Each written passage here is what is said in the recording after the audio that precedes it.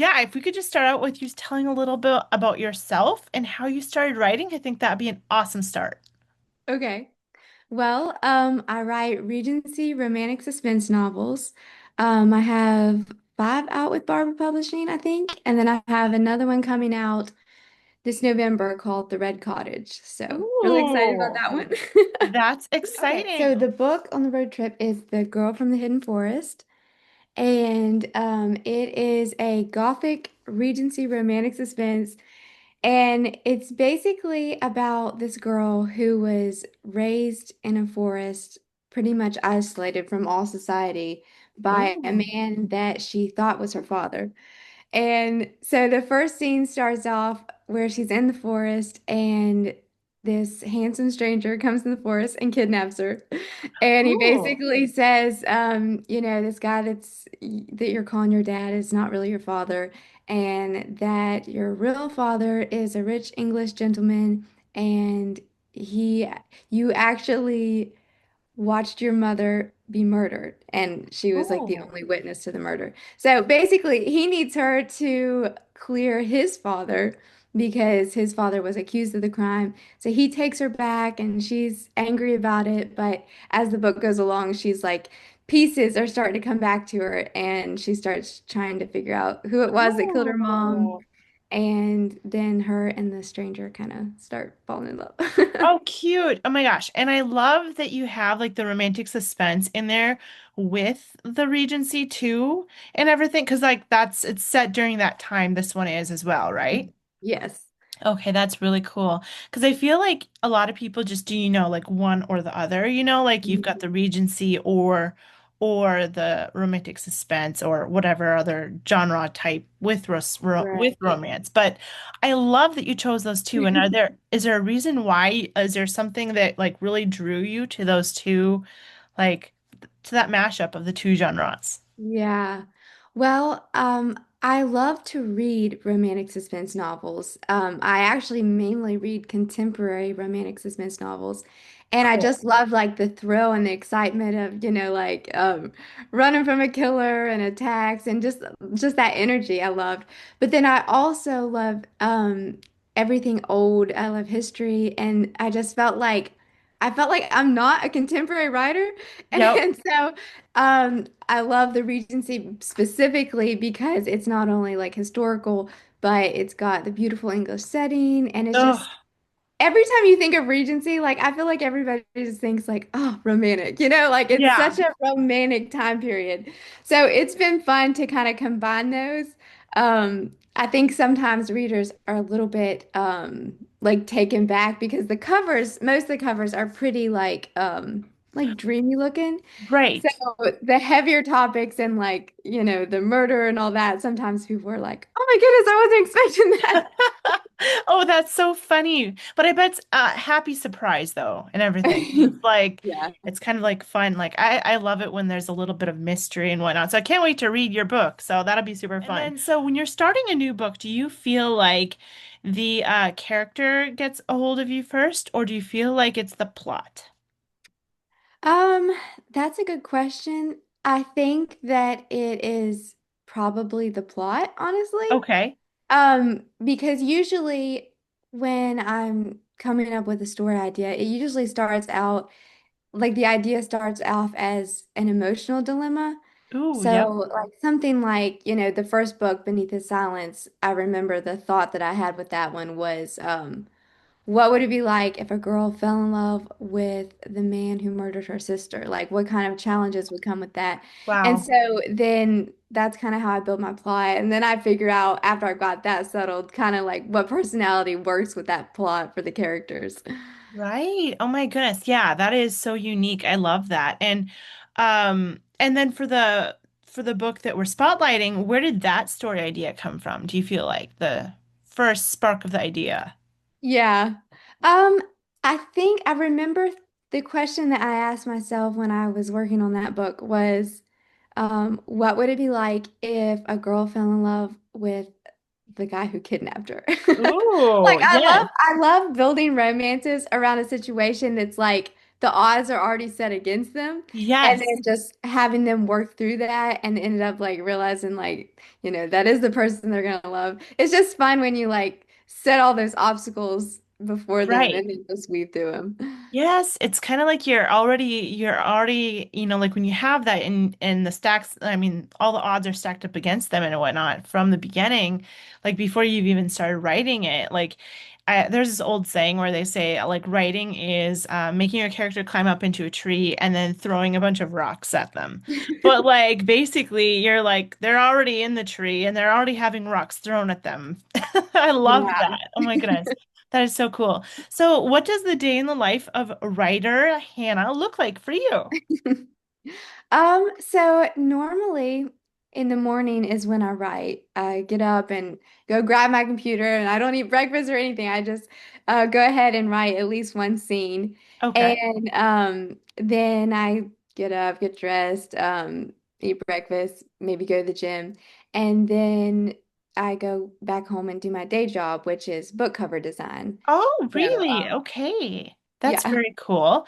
So, do you do that for like indie authors or do you do that for like a trad publishing company or yeah. I do both. I work for several different publishers, and then I also do a lot for individual authors. Oh, cool. Okay. And so then do you do like the illustrated covers or do you do more so like the picture type covers or both? Both, yeah. Okay, that's And I was really cool. actually excited because the publisher I'm with right now, Barber, they worked it out when we signed the contract and everything for me to do the covers for each of my books. So I was like, Yay! Oh, yay! that's so cool. Because usually, because you're traditionally published and everything, Mhm. usually traditionally Yeah, published authors don't really have a say when it comes to their covers. So that's really right. cool that you were able to create Yeah, yours. I was very thankful for that. Oh my gosh, that is so exciting. And I love your covers too. So great job. Thank you. Yeah. Oh my goodness. And so then, are you currently working on a new book right now? Yes, I am. I'm about like 34,000 words into it. Oh my So goodness, that's exciting. Can you share anything about it yet or not really? Well, okay, let me think. So this one I feel like is a little hard to explain the plot without giving too much away, but Right. basically, um, this guy, the main guy, he is a professional fighter in the Regency era, and he travels Ooh. around to different villages and you know, fights. And so, but when he was a child, somebody broke into his family's home to steal jewels and stuff. And his father woke up and caught him, and they kind of got in like a fist fight. And then in the tussle, his dad hit his head and died. And so the boy saw the guy that broke into his family's home and then before he ran away, but the guy was never caught. So like while he's traveling to all these different villages and he's fighting, he's like watching for the guy that he saw as a child who killed his dad. Oh.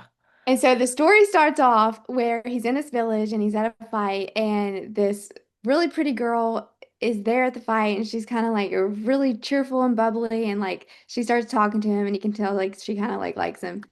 And so then he kind of feels a little bit attracted to her, but then he sees her with her dad, and as soon as he sees the guy's face, Oh he's like, no. "This is the guy This that is the killed guy. my Oh no. dad." But he's not positive because like it was dark in the room when he was a kid and it was years ago. Yep. So he makes the decision that he actually ends up rescuing them from a situation. They were trying to cross a river and the bridge was out and the wagon went under. So he happens upon them and like saves the day. And he ends up deciding to stay on and help at their family farm because the dad was injured.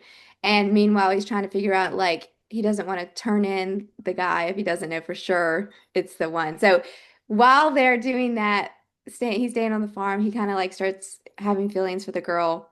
And at midway through the book, he realizes that, well, no, I'm afraid I'm going to give too many spoilers. I better stop there. There you go. Sure. No problem. Yeah. That's totally fine. So with Regency, do you feel like you have like a lot of like research? Do you feel like you end up having to do like a lot of research when you're writing in this other time period? I feel like initially I did. Okay, well, no. Initially, the first Regency book I wrote, I had watched a few Regency movies and honestly did not even know the time period was called Regency. Like that's how little I knew about it. But I was like, Oh, this is funny. so cool. I'm just gonna like just do it. And so Yeah. I kind of just wrote the book, didn't really do a lot of research. I was really young at the time. And then afterwards I realized like, oh my goodness, like I need to figure out like some historical details about this. Like I can't just wing this. Right. And so I rewrote the book and when I started getting serious about it, I did like a lot of research for the first couple books, Hmm. um, read a lot of books from the time period. Just it felt like I had to research everything because I was so unfamiliar with it. Right. But at some point that gets easier because I'm a lot more familiar with the time period. And Right. so it's the research now is a lot more minimal. Okay. Interesting. That is so cool though, because I have not written in like historical times at all. I've just been in the contemporary, but Hmm. I'm definitely in the future thinking about playing with that because I do love history. Yeah. I just love Yeah. it so much. So what advice do you have for people that are like that, that are, like wanting, right now they're just in the contemporary realm, but are kind of like thinking about moving over and trying their hand at Yeah. historical romance as well? Yeah. I actually had a friend ask me this the other day, and I think the best advice I could give is the thing that helped me the most, just to kind of like wrap my mind around the whole, like to immerse myself in like what this time period was like, is Right. just to literally like read as much books that are set in that time period as possible, Oh, or watch as much movies, like especially like the movies helps with like um the Regency era they kind of talk in a certain way that's not like it's not yes. how they talk in England now, and it's certainly not how we talk. So it's just kind of hard to like get the rhythm of how they speak in your head. Yeah. So watching movies is really helpful for that, and then books is helpful as far as like you can pick up so many de details from books, just like Right. the names of furnitures, the name brands of rugs, like what was invented and what wasn't invented. Oh, So, man, that is so cool. That's good advice too, I think. That's really cool. Okay, and then if you, at the end of that book, if your two main characters, since we're on a road trip right now, right? If they were to go on a road trip, and it's probably would look a bit different because it's Regency and it's yes. So where would they go in the world and how would they get there? ooh. Let me think. They would probably go on a road trip just traveling through England, maybe like to the sea or something. Oh, And they would probably get there by carriage. I love it. I love it. And then of course a road trip is never a road trip without food or snacks, right? So Yeah. what kind of snacks would they bring with them? Oh my goodness, these are hard questions. Right. Um, I don't know. Maybe like scones. Okay, Maybe yes. with their tea. I love that. Scones are delicious. Oh my word.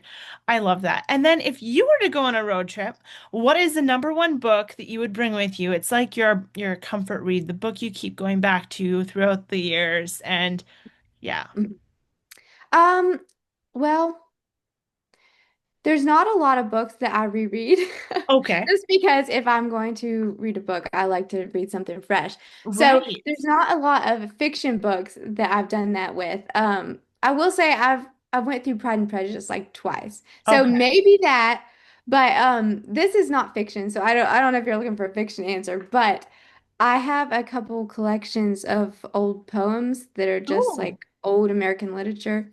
oh, cool. And I read them like all the time. Like I never like finish it and just quit. Like I always go back to it. So Oh, that would be fun cool. to bring on a road trip. Awesome. And what is that book called? It's just like a collection of, Yeah, I will have to look. Let me see if I can see. sure.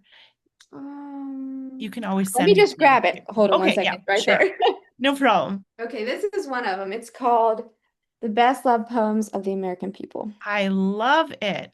And Okay. they're just, I mean, they're really old, but I feel like old poems, like, they're so good about like getting to the heart of emotions, and they just like bring out this nostalgia in me. And it's so like it's almost like a comfort read. I I don't know. love it. It's almost like, I know what you mean. I have an old poem book that my grandma gave me a long time ago. And yeah, it's just like when you read it, you feel like, I don't know, that there's an older connection and it's just connected Yeah. to so, kind of like an old friend throughout time giving you a hug. I don't know. Yeah. Might sound a little weird, but you know what I Yeah. mean. Yeah, I do. I get it.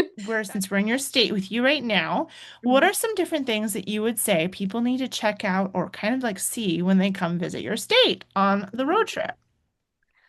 Well, probably the coolest thing that I think we have in West Virginia is the beautiful waterfalls.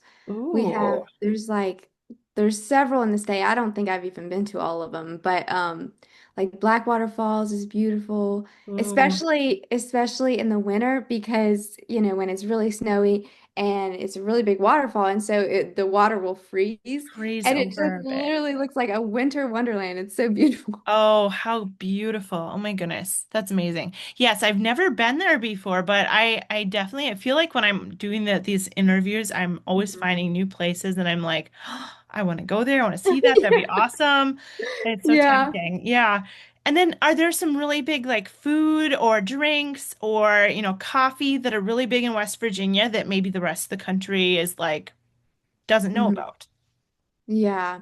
Um, One thing that I've noticed, I always thought they were everywhere, but apparently it's more a West Virginia thing. But we're really big on pepperoni rolls.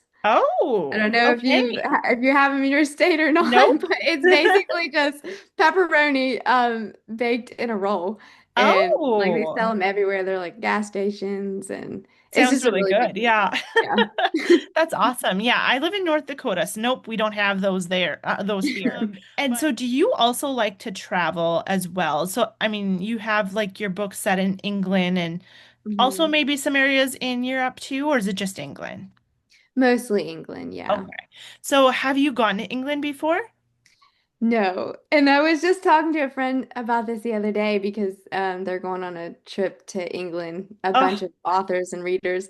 And she was like, you need to come. that'd be so But much fun. yes, I would love to do it. It's on my bucket list, but I'm just not sure when I'm going to make the trip. Right. Right. But Yes. definitely in the Oh, future. it's amazing. It's a beautiful country. And I went on this literary tour when I was in college, and we got to Mhm. go to like London and Bath and oh my gosh, tons of Oh, places. hold on 1 second. Oh yeah, I'm gonna thank you. Sorry, my sister walked that in. totally fine. Totally fine. Oh, Yeah, it scared so me because she just opened the door and I was like, and what? you're like, "Oh, I didn't see." Oh, no problem. Yeah, yeah, you'll definitely have to go to England someday, but it's Yeah. beautiful. So much history. Yeah. I think Oh that's yeah, the thing I I love the love most about Europe and England. Mhm. It's so old. Because when I was in Bath, England, we were staying at this hostel, and this hostel check-in person, anyways, the person that you check in with to go stay there, Mhm. he was like saying, "Did you know this hostel, this building, this hotel, basically kind of like a cheap hotel is what those are," and they were like, "Did you know that this is actually older than your country?" I'm just like. Whoa. What? That's insane. Yeah. That's mind-blowing. Older than America. Isn't that insane? Yeah, So that's I just thought that was so cool. So it's that old history is just Mhm. insane. And then I studied Yeah. abroad in Australia later, and I actually found out there was that opposite thing. Like there's more history here Mhm. than there was in Australia. So it was just cool seeing like those two differences. Yeah. So I think you'll definitely love it when you go to England someday.